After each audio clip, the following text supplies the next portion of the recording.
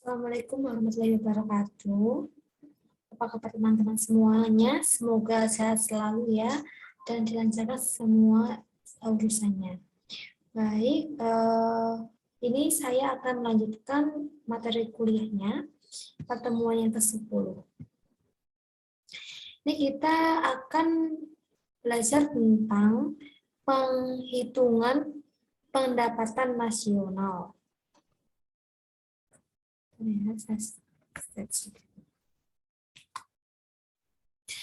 Nah, materinya yang akan kita bahas itu ada pengertian pendapatan nasional, tujuan manfaat mempelajari pendapatan nasional, lalu ada konsep, lalu ada konsep pendapatan nasional, metode perhitungan pendapatan nasional, lalu pendapatan nasional per kapita. Lalu ini ada income, expenditure, dan circle of flow. Jadi ini pendapatan, pengeluaran, dan circle flow. Jadi skema atau siklus ini pendapatannya. Ada dua jalan untuk mendapatkan GDP. Nah, yang pertama total income of everyone in the economy. Jadi total pendapatan setiap orang dalam ekonomi. Lalu yang kedua total expenditure on the economic output of goods and service. Jadi total expenditure-nya di ekonomi itu antara barang dan jasanya. Nah, di sini itu ada perekonomian dua sektor. Ya, di sini perekonomian dua sektor yaitu ada household sama firm, rumah tangga. Di sini ada rumah tangga dan ada perusahaan. Seperti itu. Nah, ini adalah skemanya. Nanti ada rumah tangga itu menyediakan tenaga kerja. Nah, tenaga kerja ya. Tenaga kerja yang bekerja di suatu perusahaan nanti akan mendapatkan barang atau jasa yang digunakan oleh rumah tangga. Itulah perputarannya. Lalu nanti ketika perusahaan ketika rumah tangga bekerja di perusahaan nanti kan akan mendapatkan income, ya, nanti akan mendapatkan income rumah tangganya nanti untuk pengeluarannya dan nanti dikeluarkan untuk membeli barang tersebut. Nanti perputarannya akan seperti itu untuk pasar dua sektor, ya. Jadi total pengeluaran di ekonomi sesuai outputnya, pengeluarannya itu barang dan jasa. Jadi ini adalah perekonomian dua sektor. Nah, dua sektor itu antara rumah tangga sama firm, sama perusahaan, ya. Skemanya seperti itu. Nah, ini perekonomian tiga sektor. Kalau tiga sektor itu ada rumah tangga, ada perusahaan. Nah, di tengah-tengahnya ada pemerintah.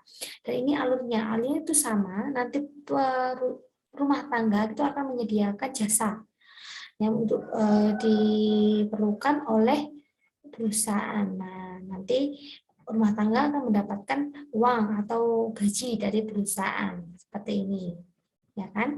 Nah, nanti perusahaan akan membeli barang yang dihasilkan oleh perusahaan tersebut. Nanti berputar-putar. Tapi di sini ada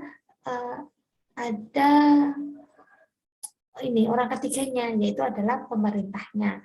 Nah, pemerintah ini memberikan sumber daya. Nah, nanti ada substitusi kalau ke perusahaannya, nanti perusahaan memberikan pajak ke perusahaan, nanti kalau ke rumah tangga ada layanan publik, nanti rumah tangga akan membayar tapi dengan pajak, seperti itu. Ini alurnya.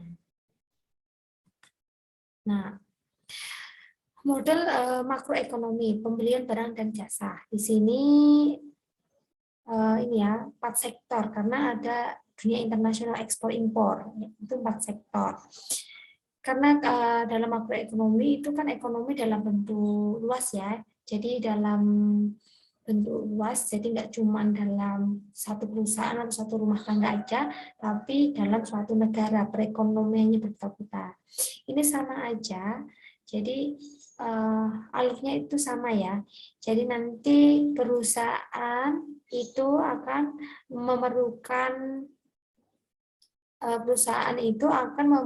tenaga kerja yang diberikan dari rumah tangga harus tadi. Nanti rumah tangga akan mendapatkan gaji.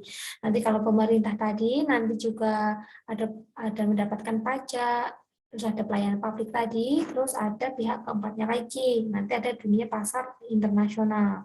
Nah, nanti adanya ekspor dan impor ini. Nah, disinilah pendapatan negara yang pendapatan yang negara dapatkan dari pajak, dari invasi, dari visa, devisa seperti itu. Nah, definisi pendapatan nasional adalah merupakan jumlah seluruh pendapatan yang diterima oleh masyarakat dalam suatu negara dalam 1 tahun. Jadi dalam 1 tahun itu dirata-rata itu berapa? Gitu. Nah, tujuan dan manfaat mempelajari pendapatan nasional. Tujuan dan manfaatnya yang pertama itu mengetahui kemampuan dan pemerataan perekonomian masyarakat dan negara. Yang kedua, memperoleh taksiran yang baik tentang nilai barang dan jasa dalam 1 tahun. Nah, yang ketiga, membantu pemerintah dalam merencanakan pelaksanaan program pembangunan, lalu mengkaji, mengendalikan faktor-faktor yang mempengaruhi perekonomian negara. Lalu, untuk manfaatnya itu mengetahui struktur perekonomian negara, itu agraris, industri, atau jasa. Lalu mengetahui pertumbuhan perekonomian negara dengan cara membandingkan pendapatan nasional dari waktu ke waktu. Jadi itu dibandingkan dari 1 tahun yang kemarin sama tahun yang sekarang, itu lebih baik atau semakin menurun. Yang ketiga, dapat membandingkan perekonomian antar daerah. Yang keempat, dapat dijadikan dasar perbandingan dengan perekonomian negara lain. Yang kelima, dapat membantu kebijakan pemerintahan di bidang ekonomi. Jadi dengan adanya pembangunan pendapatan nasional itu akan dapat menciptakan kebijakan dalam bidang ekonomi. Nah, faktor yang mempengaruhi pendapatan nasional, yang pertama itu investment, terus adanya demand and supply, permintaan dan penawaran, lalu ada consumption and saving. Nah, faktor yang mempengaruhi pendapatan itu tadi, investment, investasi, banyak nggak yang berinvestasi di negara tersebut, demand dan supply, permintaan dan penawarannya bagaimana, consumption dan saving, konsumsi masyarakatnya bagaimana, savingnya masyarakatnya itu juga bagaimana, seperti itu. Nah, ini ada konsep, nanti kita akan baca tentang NNI, PI, DI, GDP, GNP, dan NNP. Untuk PDB atau GDP itu produk domestik bruto atau gross domestic product. Nah, produk domestik bruto adalah jumlah penduduk berupa barang dan jasa yang dihasilkan oleh unit-unit produksi di dalam batas wilayah suatu negara selama 1 tahun. Dalam perhitungannya, termasuk juga hasil produksi dan jasa yang dihasilkan oleh perusahaan atau orang asing yang beroperasi di wilayah yang bersangkutan. Gitu. Lalu untuk PNP atau GNP itu produk nasional bruto atau gross national product adalah seluruh nilai produk, barang, dan jasa yang dihasilkan masyarakat suatu negara dalam periode tertentu, biasanya 1 tahun, termasuk di dalamnya barang dan jasa yang dihasilkan oleh masyarakat negara tersebut yang ada di luar negeri. Jadi misalkan masyarakatnya menjadi pengusaha di luar negeri, itu tetap dihitung seperti itu, nggak cuma di dalam negeri aja. Tapi kalau yang tadi kan dalam negeri, kalau ini semuanya. Rumusnya itu GNP sama dengan GDP dikurangi produk neto terhadap luar negeri. Konsep ini NNP atau Net National Product adalah jumlah barang dan jasa yang dihasilkan oleh masyarakat dalam periode tertentu setelah dikurangi penyusutan atau depresiasi, dan barang pengganti modal. Rumusnya, NNP sama dengan GNP dikurangi penyusutan. NNI adalah jumlah seluruh penerimaan yang diterima oleh masyarakat setelah dikurangi pajak tidak langsung atau indirect tax. Atau NNI, ini rumusnya ya, NNI sama dengan NNP dikurangi pajak tidak langsung.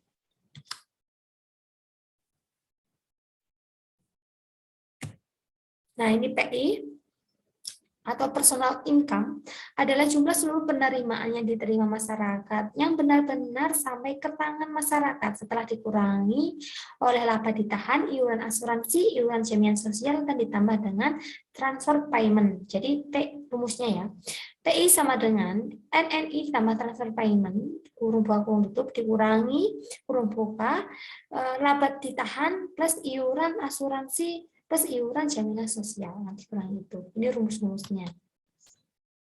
Untuk DI atau disposable income adalah pendapatan yang diterima masyarakat yang sudah siap dibelanjakan oleh penerimanya. Nah, di sini rumusnya PI dikurangi pajak langsung.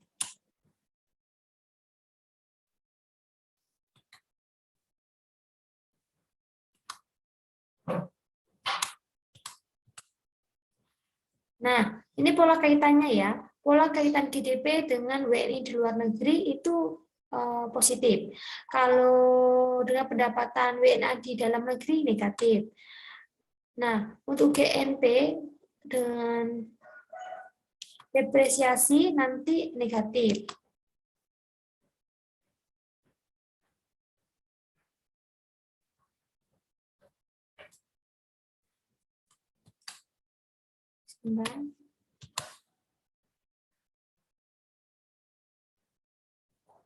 Nah, ini saya ulangi ya. Jadi GDP nanti pendapatan WNI, GDP ditambah pendapatan WNI di luar negeri. Lalu GDP dikurangi pendapatan WNA di dalam negeri. Nanti menghasilkan GNP, lalu GNP dikurangi depresiasi, itu nanti menjadi NNP. NNP nanti dikurangi pajak tidak langsung, nanti akan mendapatkan pendapatan nasional atau NI. Nah, pendapatan nasional NI nanti tambah substitusi, dikurangi laba ditahan, dikurangi pajak atas laba, nanti akan mendapatkan personal income. Lalu personal income dikurangi pajak pribadi, nanti akan mendapatkan disposable income. Seperti itu. Itulah hubungannya. Nah, hubungan antara pendapatan nasional dan pribadi, pendapatan nasional itu dikurangi keuntungan perusahaan tidak dibagi. Lalu di pajak keuntungan perusahaan kontribusi kepada dana pensiun jika ada, terus ditambah pembayaran pindahan, bunga penjamin konsumen, bunga peminjam pemerintah, sama dengan pendapatan pribadi. Jadi pendapatan untuk hubungan antara pendapatan nasional dan pribadi ya. Jadi pendapatan nasional nanti akan dikurangi keuntungan pajak kontribusi, ya. Lalu ini pembayaran pindahan, bunga pinjaman konsumen, bunga pinjaman pemerintah, itu akan mendapatkan pendapatan pribadi. Nah, mode perhitungan pendapatan nasional. Yang pertama, produksi. Nilai barang dan jasa yang diproduksi di suatu negara dalam 1 tahun dengan cara menjumlahkan value added setiap proses produksi. Jadi value added itu kayak nilai tambah. Nah, rumusnya ini sigma P kali Q atau Y sama dengan Y itu pendapatan nasional ya. Y sama dengan P1 kali Q1 ditambah P2 kali Q2 tambah Q3 kali Q3 dan seterusnya. Jadi itu ini barang A, ini barang B, ini barang C. Pendapatan barang ini tambah barang ini nanti akan mendapatkan pendapatan nasional seperti itu atau GDP. Nah, pendekatan produk yang dimaksudkan yaitu penghitungan produk secara neto, yaitu nilai tambah yang diciptakan dalam suatu proses produksi. Pendekatan ini dilakukan dengan cara menjumlahkan nilai tambah yang diciptakan pada setiap proses produksinya. Nah, komponen usaha yang produksi atau pendapatan nasional itu biasanya pertanian, peternakan, kehutanan, pertambangan dan penggalian, industri pengolahan, listrik, gas, air minum, bangunan, terus perdagangan, hotel, restoran, terus lewat rumah, bank, lembaga, pemerintah, dan jasa-jasa lainnya. Nah, ini tinggal ditambahkan aja. Ini contoh perhitungan metode produksi ya. Ini produksinya semua ini, nanti akan mendapatkan GDP, tinggal dijumlah saja. Nah, untuk metode output, menurut metode ini, PDB adalah output yang dihasilkan oleh suatu perekonomian, tetapi kenyataannya yang dihitung adalah nilai tambah masing-masing sektor. Yang dimaksud nilai tambah adalah selisih antara nilai output dan nilai inputnya. Nah, ini contoh perhitungannya ya, yaitu nilai tambah. Jadi itu biasanya ini ada nilai output atau nilai input, nanti tinggal dikurangin saja, nanti mendapatkan nilai tambah. Nah, nilai tambah ini tinggal ditambahkan saja, menjadikan 170 gitu. Nah, metode perhitungan pendapatan nasional. Pendapatan adalah seluruh pendapatan yang diterima pemilik faktor produksi yang disumbangkan kepada rumah tangga produsen selama 1 tahun. Rumusnya, Y sama dengan W tambah R tambah I tambah P. Y itu pendapatan, W itu wage atau upah, rent itu sewa, I-nya interest atau bunga, P itu profit dan laba. Tinggal dijumlahkan semuanya. Nah, istilah-istilah transfer perusahaan meliputi semua pengeluaran perusahaan kepada sektor swasta, di mana perusahaan tidak memperoleh balas jasa, contohnya bantuan terhadap lembaga sosial. Lalu pajak tidak langsung apabila oleh pembayar pajak beban pajak dapat dialihkan kepada pihak yang lain. Subsidi perusahaan yaitu bantuan pemerintah kepada perusahaan-perusahaan yang menemui kesulitan dalam usahanya.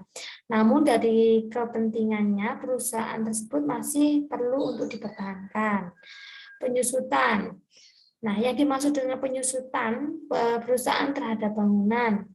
Penyusutan itu maksudnya itu penyusutan perusahaan terhadap bangunan, mesin-mesin dan perlengkapannya, termasuk kerusakan aktiva tetap perusahaan yang tak terduga. Kalau dalam akuntansi kan ada nilai penyusutan ya, jadi misalkan bangunan itu pasti nanti setiap tahun ada nilai penyusutannya.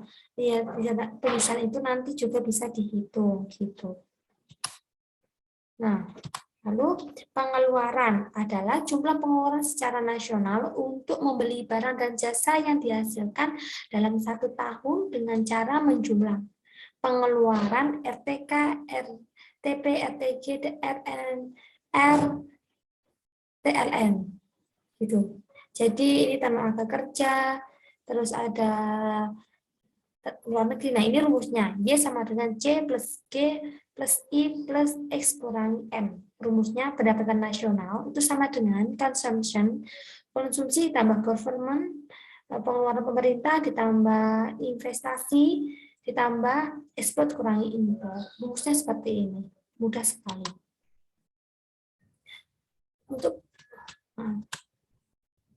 Untuk pendapatan per kapita. Pendapatan per kapita adalah besarnya pendapatan rata-rata penduduk di suatu negara. Pendapatan per kapita diperoleh dari hasil pembagian pendapatan nasional di suatu negara dengan jumlah penduduk tersebut. Jadi nanti totalnya berapa dijumlah total penduduknya begitu. Pendapatan per kapita dan pembangunan nasional. Pendapatan kapita per kapita sering digunakan sebagai tolak ukur kemampuan dan tingkat pembangunan suatu negara. Semakin besar pendapatan per kapita, semakin makmur negara tersebut. Nah, cara menghitung pendapatan per kapita, IPC sama dengan GNP dikurangi POP. GNP Gross National Product dibagi dengan jumlah penduduknya. Nanti akan mendapatkan IPC atau pendapatan per kapitanya. Oke, sampai di sini.